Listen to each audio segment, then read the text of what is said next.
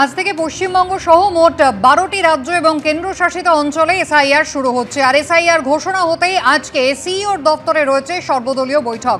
সমস্ত রাজনৈতিক দলগুলোর সঙ্গে আজকে সিইও দপ্তরে বৈঠক হবে এবং সমস্ত রাজনৈতিক দলগুলোকে জানানো হবে পশ্চিমবঙ্গের ক্ষেত্রে কী পদ্ধতিতে এসআইআর প্রক্রিয়া শুরু হবে।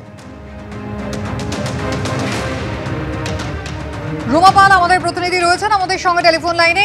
রুমা, গতকালই আমরা দেখেছি জাতীয় নির্বাচন কমিশনের সাংবাদিক বৈঠক, যেখানে এসআইআর প্রক্রিয়া একেবারে বিস্তারিতভাবে তারা জানিয়ে দিয়েছেন। সেক্ষেত্রে আজকে সিইও দপ্তরে যে সর্বদলীয় বৈঠক রয়েছে সেখানে মূলত কি নিয়ে আলোচনা হবে? দেখো, জারি রাখি আজকে মুখ্য নির্বাচনী আধিকারিক আবারও সমস্ত রাজনৈতিক যারা স্বীকৃত রাজনৈতিক দলের যারা প্রতিনিধিরা থাকবেন তাদেরকেও কিন্তু আবার এসআইআর প্রক্রিয়া সম্পর্কে অবহিত করবেন।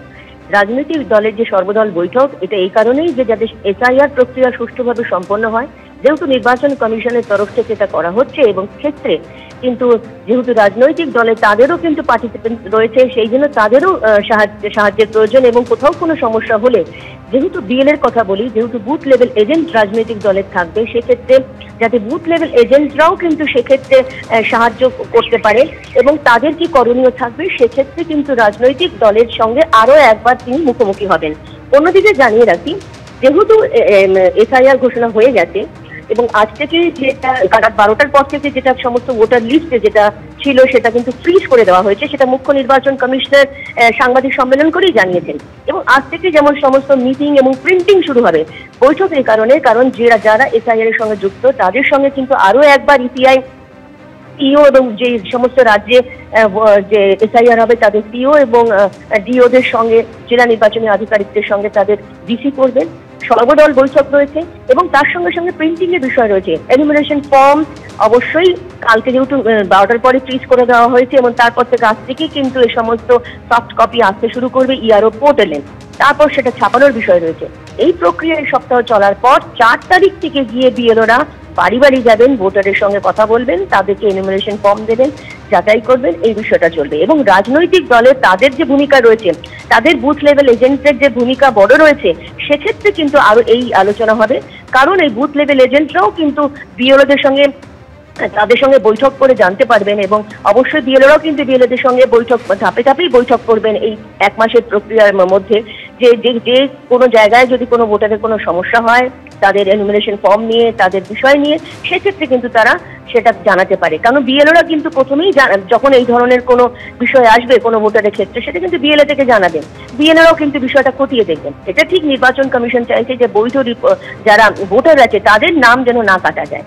এবং সেক্ষেত্রে সেই সমস্ত বিষয়টা নিয়েই কিন্তু আবারও এই সর্বদল বৈঠক হচ্ছে, যাতে এই এসআইআর প্রক্রিয়া সুষ্ঠুভাবে সম্পন্ন করা যায় এবং তাদেরকে অবহিত করা যায় যে পরবর্তীতে কি কি প্রয়োজন হবে এবং সেক্ষেত্রে বুথ লেভেল এজেন্টদের যে একটা বড় ভূমিকা থাকবে, সেটাও কিন্তু আরো একবার জানানো হবে।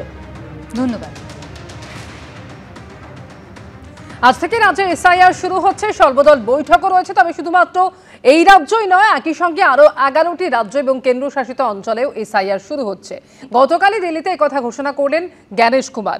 রাজ্য সরকার নির্বাচন কমিশনের মতোই সম্পূর্ণ সাংবিধানিক দায়িত্ব পালন করবে। গতকাল পশ্চিমবঙ্গের প্রসঙ্গে বললেন মুখ্য নির্বাচন কমিশনার। ये वो 12 राज्य हैं जहां पर कल से एसआईआर शुरू होने वाला है। वेस्ट बंगाल, इन 12 राज्यों में कुल मतदाता 51 करोड़ के लगभग हैं। বছর ঘুরলে পশ্চিমবঙ্গে বিধানসভা নির্বাচন, তার আগে বেজে গেল এসআইআর দামামা। বিহারের পর এবার দ্বিতীয় পর্যায়। মঙ্গলবার থেকে পশ্চিমবঙ্গ সহ 12 রাজ্য কেন্দ্রশাসিত অঞ্চলে শুরু হয়ে যাচ্ছে এসআইআর।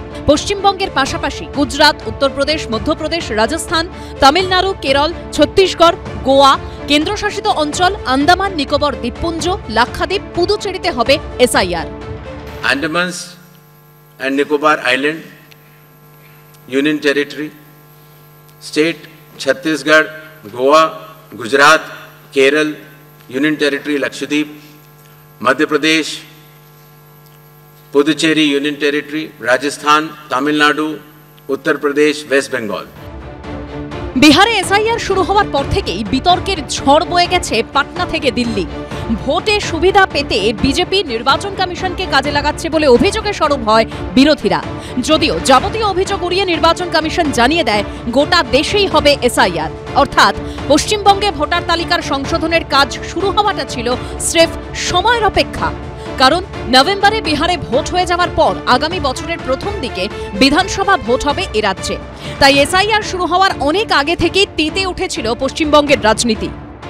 সামনে এসআইআর আর পেছনে কি? পেছনে মির্জাপুর স্যার, ভোটের নামে এসআইআর, পেছনে মির্জাপুর স্যার, এনআরসি। সঠিক এসআইআর হলে গত 10-12 বছরে বাংলাদেশের মুসলমান যেভাবে ঢুকেছে কাঁটাতারের মেড়া না থাকার ফলে, তাতে 1 কোটিরও বেশি নাম বাদ যাওয়া উচিত। এই আবহেই মঙ্গলবার থেকে পশ্চিমবঙ্গে শুরু হয়ে যাচ্ছে এসআইআর। জানিয়ে ইতিমধ্যে তৃণমূল বিজেপির মধ্যে হুমকি হুঁশিয়ারি চলছে।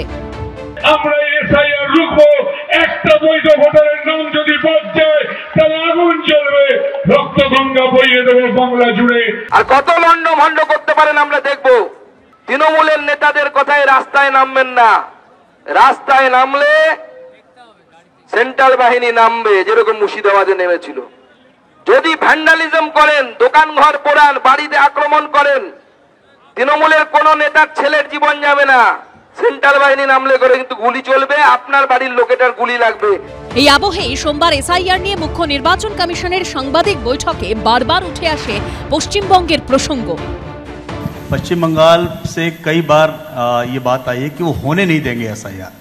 প্রশ্নের উত্তরে রাজ্য সরকারকে তার দায়িত্ব মনে করিয়ে দিয়েছে নির্বাচন কমিশন। स्पष्ट करना चाहता हूं कि संविधान के अंतर्गत हर संवैधानिक संस्था को अपना दायित्व निभाना होता है।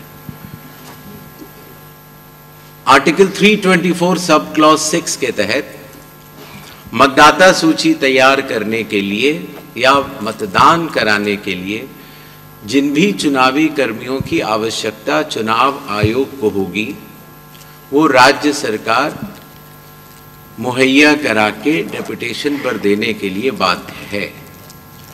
इसी तरीके से कानून व्यवस्था की जो आपने बात की, वो राज्य सरकार की संवैधानिक जिम्मेदारी है और मुझे इसमें कोई भी संकोच नहीं है कि हर राज्य सरकारें चुनाव आयोग की तरह ही अपनी पूरी संवैधानिक दायित्व का निर्वहन करेंगी।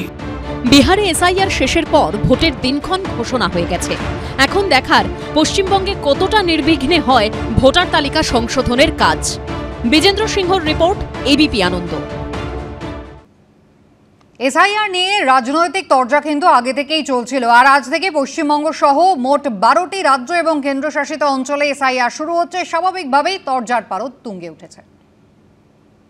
এসআইআর ঘিরে গত কয়েক সপ্তাহ ধরে উত্তপ্ত রাজ্য রাজনীতি। কেউ দাবি করেছেন এসআইআর করতে দেবেন না, কেউ বলেছেন এসআইআর ছাড়া ভোটই হবে না। অবশেষে শুরু হচ্ছে সেই এসআইআর। বাংলাদেশি মুসলিম অনুপ্রবেশকারীরা তাদের পছন্দের দল হচ্ছে তৃণমূল কংগ্রেস। এই বাংলাদেশি মুসলিম অনুপ্রবেশকারী এবং মৃত ভোটারদের ভোট অবৈধভাবে দিয়ে সুযোগ পাচ্ছিলেন, ক্ষতি তাদের হবে। তৃণমূল কংগ্রেস সাংগঠনিকভাবে কতটা প্রস্তুত, বিজেপি ভোটের রেজাল্টটা বেরোলে হাড়ে হাড়ে বুঝতে পারবে। এসআইআর নিয়ে শুরু থেকেই চড়া সুর ছিল তৃণমূলের। মমতা বন্দ্যোপাধ্যায় থেকে অভিষেক বন্দ্যোপাধ্যায় একের পর এক হুঁশিয়ারি দিয়েছেন। बिहार में 40 लाखों का ज्यादा आदमी को नाम निकाल दिया और बंगाल में भी करने वाला है। अगर करेगा तो घेराव कर्मसूची करेंगे, पूरा घेराव होगा। বাংলা থেকে যদি এরা একটা মানুষের মৌলিক অধিকারও কাটতে চায় বা জোর জবরদস্তি গাজোয়ারি করে একটা মানুষের নামও এরা বাদ দেয়, তাহলে 1 লক্ষ বঙ্গবাসীকে নিয়ে দিল্লিতে বৃহত্তর আন্দোলন করে আমরা বাংলার ক্ষমতা কি, যাতে এই আন্দোলন সর্বাত্মক হয়, আমরা তার প্রমাণ এবং তার বাংলার ক্ষমতা তাদেরকে বুঝিয়ে দেব। কিন্তু জাতীয় নির্বাচন কমিশন এসআইআর এর দিনক্ষণ ঘোষণার পর তাদের সুর কিছুটা হলেও নরম। নির্ভুল ভোটার তালিকা, সেটা তো সর্বভারতীয় তৃণমূল কংগ্রেসই সবসময় চেয়ে এসেছে। মমতা বন্দ্যোপাধ্যায়ই বলেছিলেন, যদি কারুর কোথাও কোনো সমস্যা বলে মনে হয়, কেউ কোনো রকম আইন বহির্ভূত বিজেপির প্ররোচনায় পা দেবেন না। তৃণমূল কংগ্রেস কোনো হিংসাত্মক প্রতিবাদ সমর্থন করবে না। প্রশ্ন তোলার অধিকার সবার আছে। ড্রাফট লিস্ট তৈরি হবে, ড্রাফট লিস্ট তৈরি হওয়ার পর আপনার অবজেকশন থাকলে জানাবেন। নির্বাচন কমিশন জানিয়েছে 4 নভেম্বর থেকে বাড়ি বাড়ি গিয়ে ভোটারদের এনুমারেশন ফর্ম দেওয়া এবং ভোটার তালিকার সংশোধনের কাজ শুরু করবেন বুথ লেভেল অফিসার বা বিএলওরা। এই প্রক্রিয়াটি চলবে 1 মাস। এখানেই প্রশ্ন, 1 মাসের মধ্যে বাড়ি বাড়ি গিয়ে সব ভোটার যাচাই করা কি সম্ভব হবে? তাড়াহুড়ো করতে গিয়ে যদি কোনো বৈধ ভোটারের নাম বাদ চলে যায়, সেক্ষেত্রে তার দায় কে নেবে?